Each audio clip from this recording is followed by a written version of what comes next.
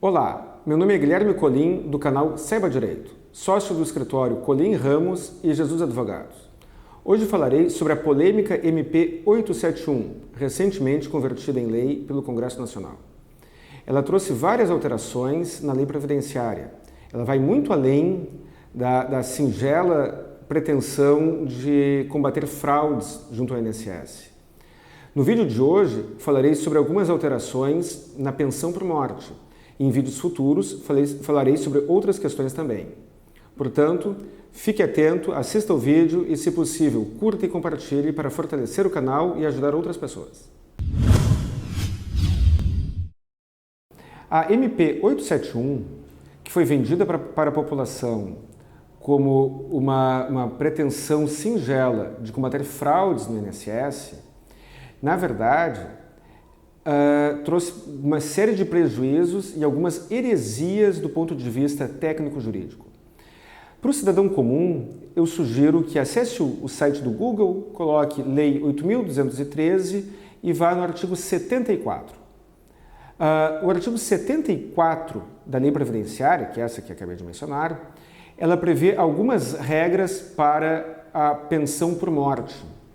E onde está a heresia, a aberração, aquilo que é impossível de defender tecnicamente? Eu estou falando dos efeitos retroativos do pedido de pensão por morte. Estou falando na hipótese do beneficiário ser um dependente incapaz. Incapaz pode ser o filho menor de idade ou qualquer dependente que esteja incapaz para os atos da vida civil ou que tenha dependência econômica. No caso específico, trata-se da alteração que aconteceu no artigo 74, inciso 1º. O que significa? Qual é a alteração? Pela regra antiga, a pensão por morte, os efeitos do pedido da pensão por morte, retroagiriam a data do óbito, no caso de filho menor de idade, de incapaz, independentemente da data em que foi formulado o pedido. Ou seja, estou falando, lembro mais uma vez, do dependente incapaz para os atos da vida civil. O pai dele faleceu, ele é menor, ele não tinha condições de ir sozinho no INSS formular o pedido, por ser incapaz para os atos da vida civil. Portanto, se passasse 1 ano, 2 anos, 3 anos, não importa. Enquanto ele fosse incapaz, não começaria a correr o prazo para fazer o pedido e pleitear o pagamento das parcelas vencidas. Então, se o incapaz perdeu o pai e a sua mãe não tomou as medidas cabíveis e apenas 4, 5 anos depois ela toma essa medida, ela formula o pedido, ou que seja, o próprio filho, após atingir a maioridade, ele próprio vai ao INSS e solicita o pedido de pensão por morte. Pela regra antiga, ele receberia todo o atrasado. Isso faz todo sentido, porque se ele não teve condições de ele próprio buscar o pedido da pensão por morte, ele não pode ser prejudicado pela eventual omissão do adulto que o representa. E não custa lembrar que existem muitas situações em que não está tão claro assim o direito à pensão por morte ou não. Tem o caso da pensão por morte, tem o caso do período de graça, inclusive eu tenho um vídeo sobre isso, em que muitas vezes o INSS não reconhece a condição de segurado. Existe a situação das famílias paralelas, da separação de fato, existem uma série de questões que levam o leigo a não ter certeza se ele terá ou não o direito de pedir ou de obter a pensão por morte.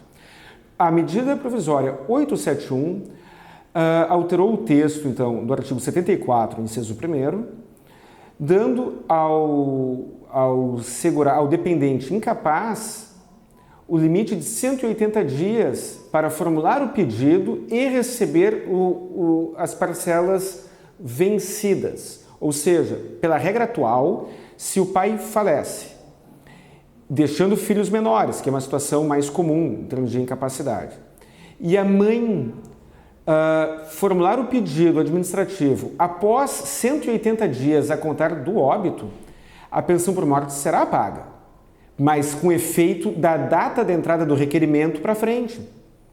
Da data de entrada do requerimento para trás, ou seja, aquele intervalo entre o óbito e o pedido administrativo, o INSS não pagará, não terá esse custo. E por que que isso é afrontoso do ponto de vista técnico? Porque a lei civil que está em vigor, a lei civil atual e a anterior, ou seja, o Código Civil de 1916 e o Código Civil atual, que está em vigor desde 2001, diz que não corre prescrição contra os incapazes. Ou seja, existe um conflito de normas. Primeira dica, para aqueles que perderam o pai ou perderam algum familiar da qual eram dependentes. Procurem encaminhar, procurem verificar se tem ou não o direito. E encaminhem o pedido quanto antes. Segunda dica, para aqueles que porventura forem vitimados por este texto legal, existe fundamento jurídico para sustentar a tese do direito do recebimento dos valores retroativos, mesmo que solicitado após os 180 dias previsto na lei. Não sei como é que o judiciário tratará esta questão, mas há lógica, existe fundamento para questionar esta alteração legal que é aberrante, que é absurda, por parte da MP 871. Muito obrigado pela atenção.